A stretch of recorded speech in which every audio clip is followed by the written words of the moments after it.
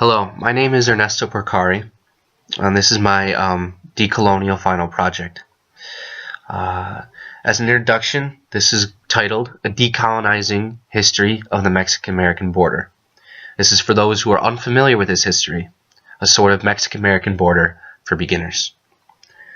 Presented in front of you is the Mexican-American border, stretching 1,989 miles from Pacific to the Gulf of Mexico, over mountains and deserts, through rivers and reservations. Now, as you might know, this border has gotten a lot of attention recently, all thanks to someone in particular, but more on him later. Our relationship to our southern neighbor begins long before any talk of illegal immigration, drug trafficking, or building a wall. In fact, it begins long before any Europeans set foot on this continent.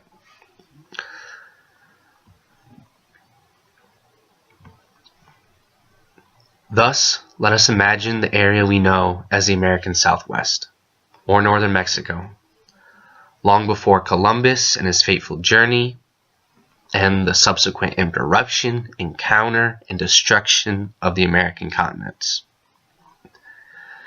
This area was home to a semi-nomadic people group modern historians label as the Chichimex. Now, what we know of the Chichimex is very loosely based on actual history, for their mythos is one adopted and largely co-opted and changed by the people we call the Aztecs. Thus, let us dive into this mythos. First of all, Aztec is a large misnomer. The Aztecs never called themselves Aztecs, but instead were the dominant tribe of a loose confederation/empire of the Mexica people. See where we get Mexico? How the story goes is that the Chichimex, the great ancestors of the Mexica, left their home in the dry deserts and wandered until a sign from the gods showed them where to build their new home. This sign was an eagle eating a snake upon a cactus in the great lake Texcoco. There the tribe that would build the great canal city of Tenochtitlan settled. Their ability in war and architecture were unrivaled. But that would soon come tumbling down, all their great achievements washed away with sickness, war, conquest, and ignorance of the Spaniards. Spain, hot off its conquest, not reconquest, but that's a story for another time, and laid with a preemptive start in the race of the Americas, went on to topple and conquer vast swaths of the continents, including the great Mexica peoples. Down came the pyramids dedicated to serpent gods of war, and replacing them was a fervorous tide of Roman Catholicism. The Spanish Empire went from the north of California to the tip of Patagonia, and everything in between was given Spanish language, blood, and religion. It was in this great empire of the Spanish that we can find the viceroyalty of New Spain, who in 1810 would declare independence as the Republic of Mexico, and whose territories included what is now modern-day Mexico, California, Nuevo Mexico, Texas, Arizona, Nevada, and even parts of Colorado and Oklahoma. This brand new republic was one founded on the Spanish conquest, continuing the tradition of Catholicism.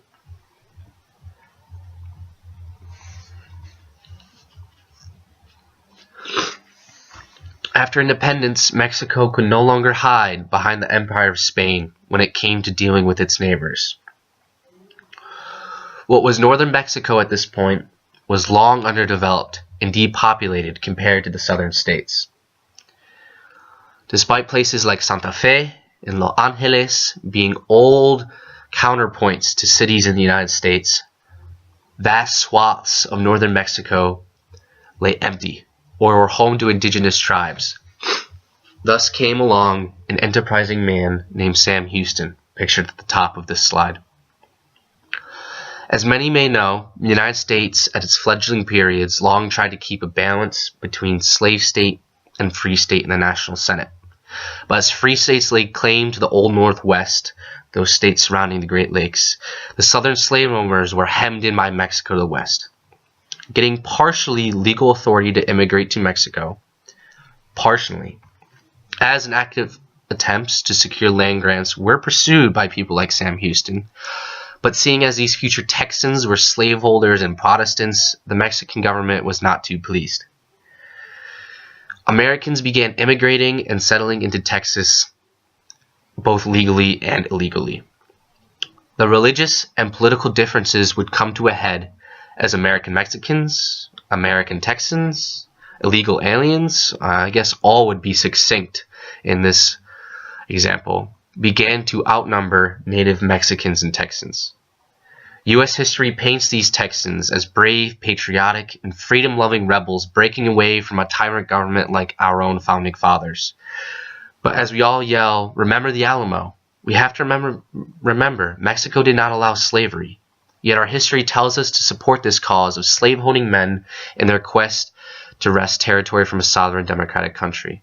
Logistical and military errors on the part of Santa Anna, pictured at the bottom, allowed the Texans to triumph, eventually gaining independence and then joining with the United States. But at the outset of this rebellion, a crucial disagreement would lead to more war and suffering, the disagreement of where the U.S.-Mexican border was. Thus, the year is 1846, and the war hawk and manifest destiny believer, President Polk, pictured at the top right, is in office, instructing a future president, then General Zachary Taylor, to station his troops across the Nueces River, which according to Mexico was the border between the United States and Mexico. But to the land-hungry Americans, it was the Rio Grande, much more to the south than the Nueces River. Protecting their soil, Mexican troops fired on those of General Zachary Taylor, and as in times of war, even dissenters in Congress declared war on Mexico. One of those dissenters, pictured to the left on this slide, was none other than Senator from Illinois, Abraham Lincoln, who, although was against the war, only had grievance as to where the Americans were fired upon, across the Nueces, Mexico, or in the U.S. Many others joined in dissent, such as Thoreau and Emerson, but dissent against their sister republic was not enough to stop the war. The U.S. troops and the U.S. Navy overwhelmed Mexico, sacking and destroying their way to Veracruz and Mexico City. In 1848, it was all over. The Mexican government was forced to sign a third of its land away wrongfully to the U.S. in the Treaty of Guadalupe Hidalgo, giving rise to the famous saying to many Mexican Americans, "A mí no cruce la frontera cruce a mí."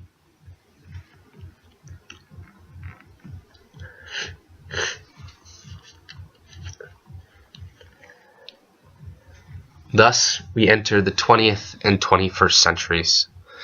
As the United States industrialized and became a world superpower, it needed workers when waging war across the world. A program instituted by the government was the Bracero program, which imported Mexican laborers to work agricultural fields in the Southwest during the 1940s. When the war was over, many were deported back to Mexico. But as stated before, there were countless of Mexican Americans already living and working in the United States for what was now almost a century. In an attempt to form an identity, we can first see the early movements of Chicanismo in people like Cesar Chavez and his work with the United Farm Workers, and the strikes in the fields. Mexican Americans were too Mexican to be American and too American to be Mexican, left stateless and between two worlds. Thus came the identity of Chicano, owing to a heritage as complex as the history I presented before you. We can see this history and identity in the works of Chicana author Gloria Anzaldúa, who so eloquently reached for a decolonizing world where Chicanismo found a home, not in the in-between, not favoring the European, but being both the conquered and the conqueror, the colonizer and the colonized, equally to find some sort of identity.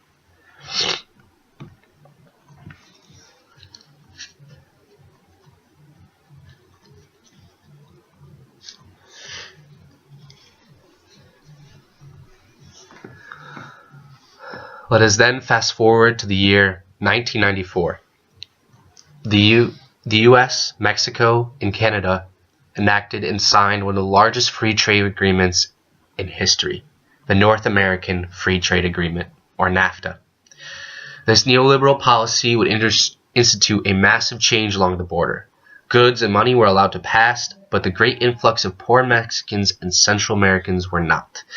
And these immigrants thus became targets of racism and bigotry.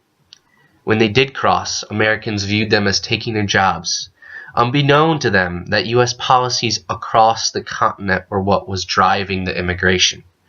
And their own ancestors, who sought the American dream from places like Europe and the Old World, were shaking their heads at their descendants casting out the new wave of immigrants.